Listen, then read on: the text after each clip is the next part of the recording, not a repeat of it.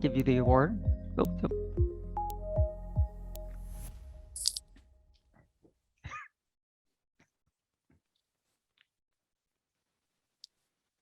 Good morning, good afternoon, and good evening, wherever you find yourself in our world. I'm your chair, Daniel Pinsky, and these are your co-chairs, Kat Coode and Michael Castro. And welcome to the final closing session of CISO Forum Canada. Kat and Michael, I think we all understand that to get anywhere worthwhile and meaningful in our lives, that can happen without the help and support of people along the way. And so we would like to extend our thanks to everyone for making this conference, this experience, a reality. First, we would like to thank both siberX and the advisory board, which is filled with some of the most caring and professional leaders I have ever met. We would like to thank all of our sponsors and partners for their support. We would also like to thank our speakers, our panelists, and our moderators for being articulate, well organized, and just downright amazing.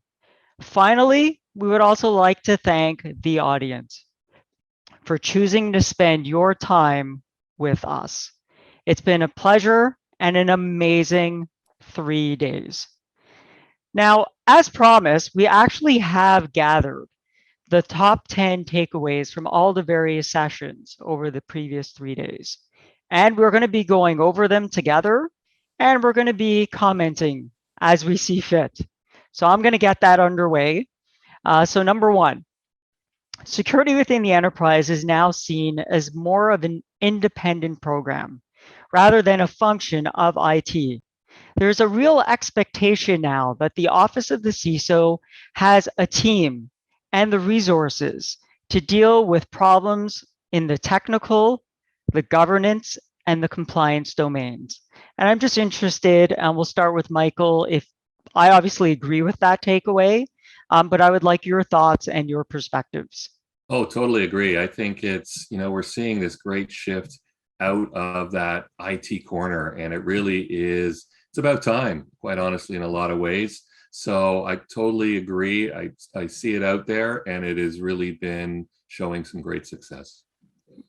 Kat, do you like to weigh in on that? Well, I can't say I disagree. No, it's the many hats of the CISO, which we clearly need to wear at all times of all security professionals. But I think that certainly in the sessions this week, which were phenomenal, there was a lot of highlighting about, unfortunately, the CISO can't be one thing. Really does need to be a jack of all trades. Yeah, we really do need to wear many hats. And I think the expectations that our organizations are putting on us are scaling as well. So I would certainly agree with that. The next item was around the reality that, certainly we're seeing a shift in the threats and a shift in the attacks, that they're being driven by stronger compute. And the panel that we had on quantum computing also foresees kind of an escalation or scaling in quantum attacks, especially through nation state actors. And the general consensus is that as CISOs and as leaders, we should prepare for this. And again, I completely agree with that. I think it's most things in our industry. It's very often it's the good guys trying to catch up to the bad guys. And that as we see the types of threats and attacks change and escalate, part of our job is to ensure that we keep pace with that rate of change and pivot accordingly. Michael? I totally agree, Dan. I've been talking about quantum computing for years in my speaking circles. It's almost like a hurricane early warning system, right? It's coming. You can't stop it. You have to be prepared. It's coming, and you better take heed of the warnings that are showing. So, it's going to be very different when this really comes mainstream. Yeah, absolutely. And I know there was talk this week about nation state actors using home computers to infiltrate work systems because of the endpoint detection not being there as it should be, right? Because we don't have that protection all the way through to the end. Mm-hmm. So certainly the talk of nation state actors is really relevant right now. Absolutely. And then finally, the last item for me is, look, the future of attacks. we're certainly seeing a reduction in footprint. The old spray and pray, that's going to be less common. And CISOs are going to be continuing to deal with the shifting perimeter and with more places to hide. And definitely this is another trend that we're seeing within the industry. And I think it's something that's only going to escalate over time. Tend to agree as well. I love crystal balls and trying to predict what's going to happen, because one thing that cybersecurity has taught me is it's hard to predict at times. It's ever changing. And so, you know, there will be some changes. I think like we just said, you always have to be prepared and, you know, look to figure out what that next step is. Cat and mouse, right? Absolutely. Absolutely. That's always the game. All right. So Michael, over to you. All right, number continue. 4. So we called out a takeaway on DDoS, and we were talking about DDoS attacks are really going to grow in even more sophistication than we're already seeing. There was a great session with Cloudflare. It highlighted the virtual bot armies that are going to continue to be utilized and to grow. And Cloudflare, you know, we learned, yeah, and we should take from that session that, you know, Cloudflare was talking about a bunch of resources that are available to everybody in their group from that. So CAT DDoS, right? Another one of those acronyms we've been talking about over days. Yeah, it's just gonna be, I agree. I mean, it's a valid point. I like every single point here, which is great, is a different attack vector. I mean, that's really the sum of all things, is there is no one takeaway from this conference, because there is no one method by which we need to be protecting systems. I would agree. I mean, you know, DDoS as an attack vector has been around for certainly a long time. I think the more we live in a more connected world, I think that vector just becomes more appetizing for those, you know, bad people. And obviously there are controls like Cloudflare and like Akamai that organizations can use to, you know, mitigate some of that risks. But yeah, no, I agree. Great. Thank you. So next one, IAM. There's a lot of talk on IAM best practices, good practices.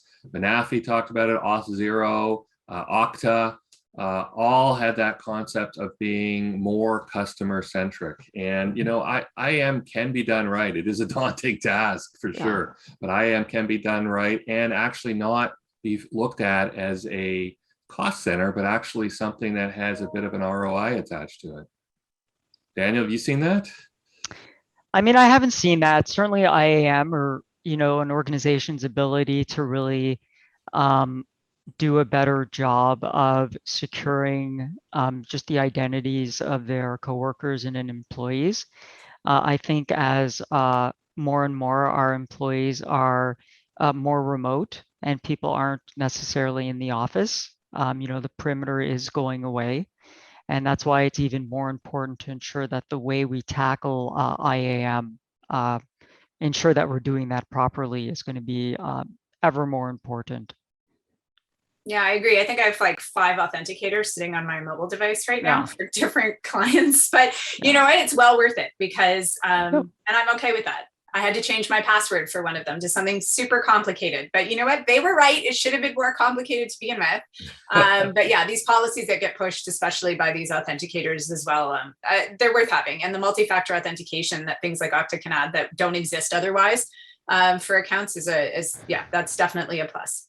Yeah, I think organizations more and more need to do a better job of integrating those authenticators to make the experience, you know, more efficient and more effective for our end users, right? So there'll be better adoption by the end user. So that's one area it's we better, need to work on. It's better than carrying 6 hard tokens. Absolutely. That's true. Absolutely. So number 6 for me, we had and listened to a great session, Daniel, from CDW, and a big talk around credential sharing by users and still being a major worry. You know, IAM, big part of that. It really is part of the solution, but it's not all about IAM when it comes to credential sharing. And you know, we learned that users really need to be part of the changes, part of the solution, really. rather than, having changes done and then pushed down throats and enforced upon the users. Yeah, and it's certainly something that I've seen in my career time and time again. Um, you know, change is a difficult thing for a lot of people. It tends to be more palatable when we're doing things with people instead of things to people. So the more that we can reach out to various areas of the organization and really bring people in and widen that tent and bring them along that journey, the more receptive they're going to be to that change. And, I think very often most things come down to relationships and communication. And I think this is one of those problems. We as organizations need to do a better job of doing that. I think there's this trade-off, of course, between security and convenience, and everyone still wants both, and you just can't have both.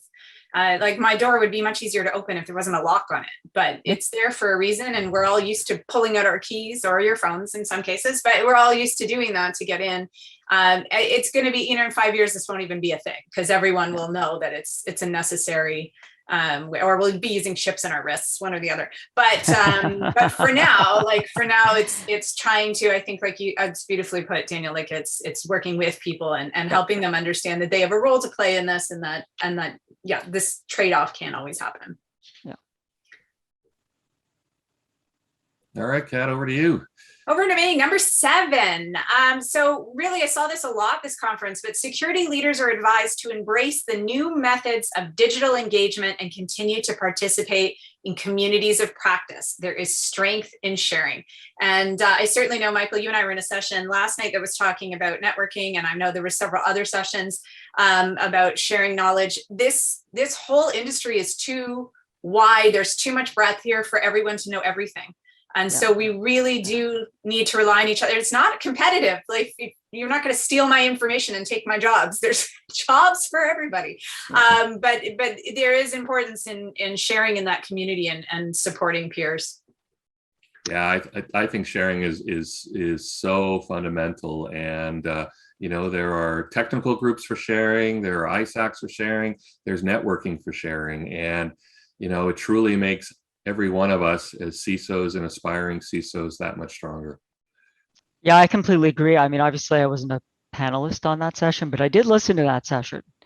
And, just through my own experience, I found that the more I can reach out to other leaders or other individuals in other industries or other sectors, they may have experienced something that, I have not. And by understanding what they did in a particular situation, I myself am learning and am becoming better. So I think the more that we share and the more that we can reach out to other individuals, I mean, we're all going to grow more, and it's just going to make us better at what we do. Yeah, agreed. Number 8, I love this one. Before you automate, you need to orchestrate. This was actually a key takeaway from 2 sessions, from both the automation session, but also proactive incident response. So, I mean, you can throw automation in, but you have to make sure that it's doing the things you actually need it to do. And you've got it in the right people involved in that. Oh my God, design and planning is so important. You have to get it right. And if you automate things that are broken, you're just going to continue to have a broken world. So totally agree with that. I'm glad that it came up in multiple sessions, because I think that really resonates the topic. I couldn't agree more. Yeah, I mean, it's nice to automate something, but if you haven't upfront figured out what the objective is or what the goal is, then you may be trying to automate the wrong things. So, having a clear goal that you're aiming for is obviously it's paramount, or else what's the point? Oh, number 8 or 9. The shifts in cloud computing may not spell the end of premise solutions. The cloud is going to see many more evolutions. Dog barking. And CISOs will be challenged to keep pace. And I find this one interesting because I was fortunate enough to do a biometrics session today. And there was a lot of focus about not putting your biometrics in the cloud, right? This highly sensitive data you don't want to put in the cloud. So cloud computing, wonderful, but there is also a position for on-prem. What do you guys think? I think like most things, it depends on, it depends on what the business wants. I think certain things lend themselves towards the cloud. And to your point, for other business reasons, it could be privacy concerns or other reasons. Yeah, it's a very valid decision to not want to put things in the cloud and keep them on-prem. So yeah, I could see that absolutely. Yeah, cloud's never going to go away, and it definitely has a place for us. And it's, I always remind people, cloud is just another data center, but it's not controlled by you. So, if you think of what you want to be controlling, and those things that are truly important to you that you want to have 100% oversight over, then yeah, those are the pieces that consideration goes to not be putting into the cloud. And we have one more. And before I do this last one, I just want to remind everyone watching that all of these sessions are recorded and will be available for watching on demand on CyberXchange. So if you're hearing amazing tips, which you are, and you want to go back and watch the sessions that go into more detail, please come back and visit CyberXchange and check out the on-demand section for this conference and also previous conferences. So number 10 is human intelligence. So human intelligence and AI can be applied to augmenting the performance of SOCs. But we also heard about human intelligence augmenting all sorts of things in the past 3 days. The Penfield AI session was highlighting great new ways of thinking about AI in cybersecurity, but AI is not to be feared. There's a lot of wonderful things about AI and cyber. Yeah, AI is not to be feared. It's not the rise of the machines for sure. And AI and machine learning, I think its first foothold has been in the SOC area, and for sure, I think there's so much more to come that can benefit, the cyber world and the CISOs that are overseeing those. So, I didn't get to see the session. I'm going to be watching that on the recorded. Thanks for reminding me, Kat. But yeah, it's a great topic. Yeah, I would agree. I didn't get to see that session either, but it's a topic that does interest me. And I certainly have seen AI and machine learning making a lot of inroads in the SOC, like Michael mentioned. I too still think there's a place for the human beings at the moment. But yeah, obviously, as that area continues to grow and evolve, the people that run that technology are going to have to continue to shift and pivot as well.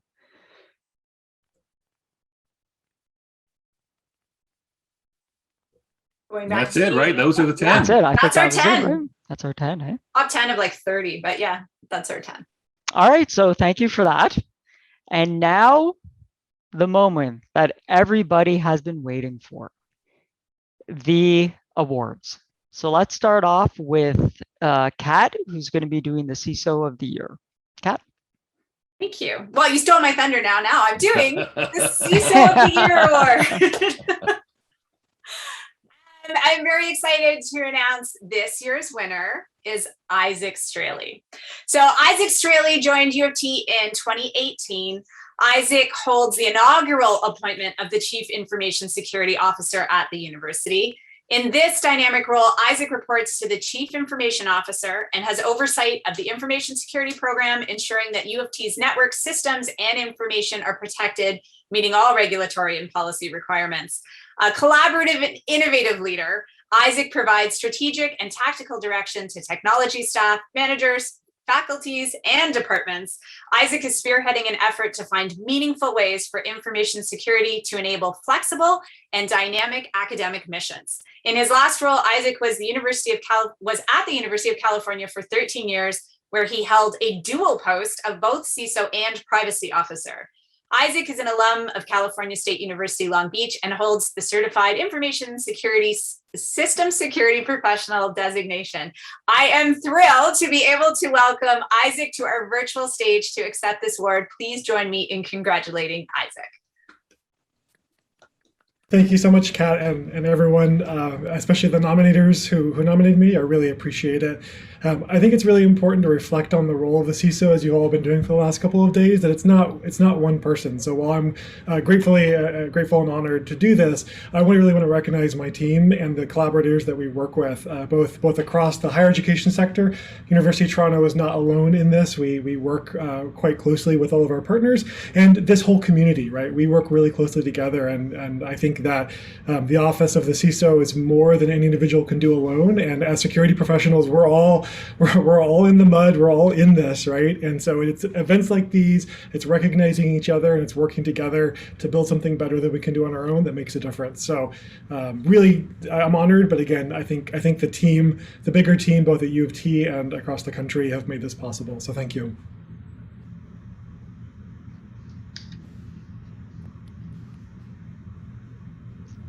I guess I'm going to take the next award. So I am super excited for this award, and the award I'm going to be giving is for the Women in Leadership. So she's currently serving as the AVP of Cybersecurity Services at Canadian Tire. She's an information security professional with over 20 years of experience in our industry. She has a proven track record of delivering security solutions and risk management programs to solve complex issues.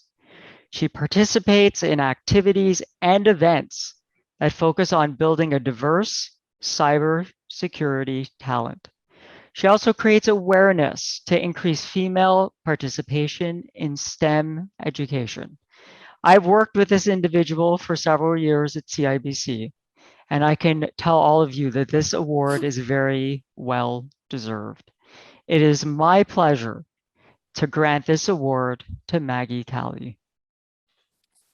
Thank you so much, Daniel. I appreciate the introduction, and thanks so much for this award, especially those that nominated me. Very truly humble and honored to be the recipient of this award. Also, thank you to the siberX organizers. It's just a fantastic organization, and the CISO Forum Canada Committee for the tremendous efforts in bringing such great content. I mean, you just went through all of the top 10 takeaways. And it's just really amazing content and training. And to be honest, thanks to everyone who volunteers their time as well, right, to put up this event.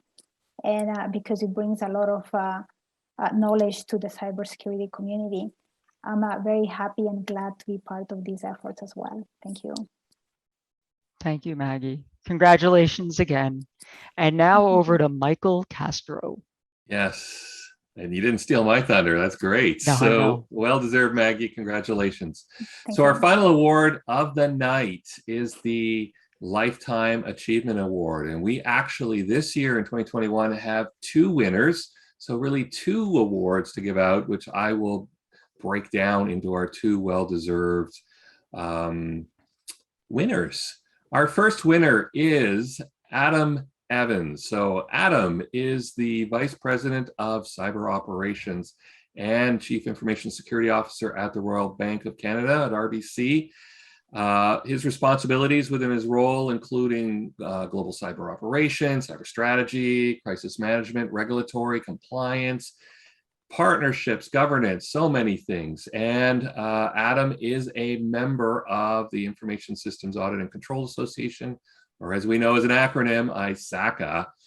Adam nominated and celebrated for really building strong cyber partnerships in what he has done. And he was well noted in the nominations as being very well liked, very well respected in his circles, and great and acknowledged for pioneering those relationships between the banks and the organizations, particularly in the finance sector.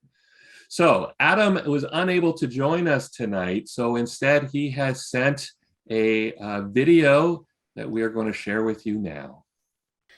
Good afternoon or good evening.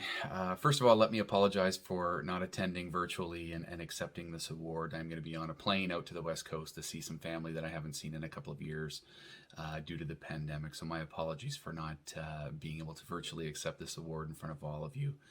I'd like to thank siberX, obviously, for the nomination and the award. And I'd like to thank the people that have been part of my journey for the last 20 years, colleagues at other institutions, people that I get to learn from, wonderful leaders that I've had to work with, and the teams and the people that I get to interact with on a daily basis. This is as much their award as it is mine. This is a very small industry in Canada, and I've gotten to know a lot of very talented people that have helped me through my career and made me successful. So to all of you that have been part of my career, thank you very much. And siberX, thank you very much for the nomination and the award. Much appreciated. Stay safe, and we'll see you in 2022.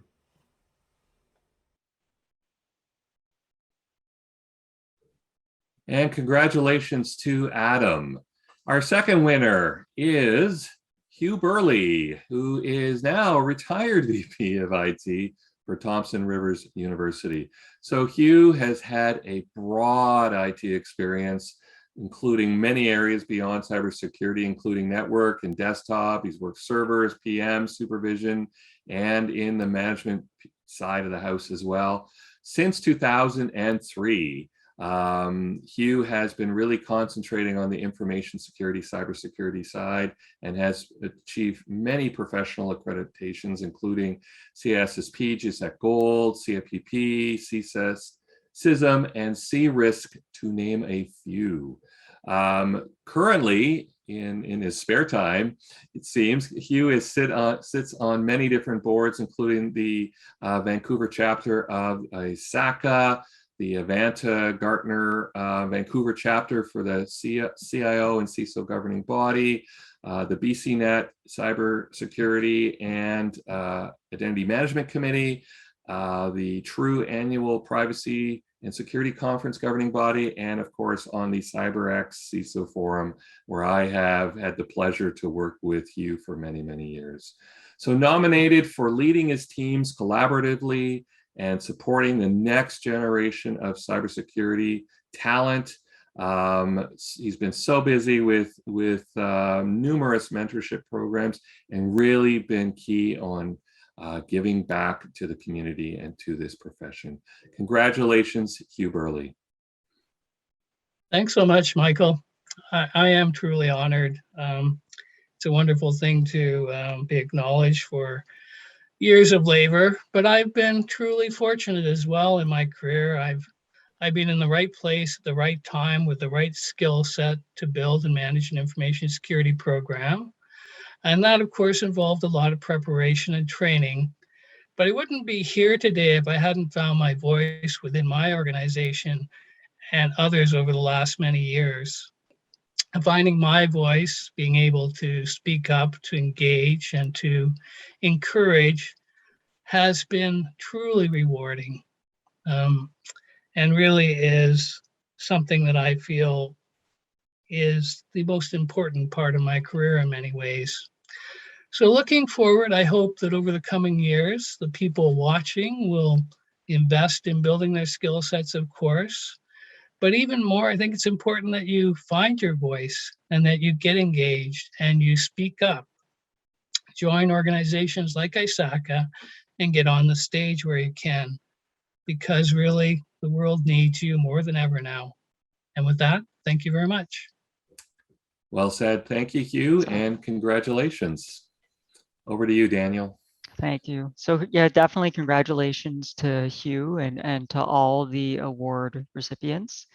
You should be very proud of your accomplishments, and you certainly all deserve it. Okay, so Kat and Michael, it looks like we're at the end. I just wanted to know if either of you wanted to provide any closing comments to everybody out there, and give you the floor.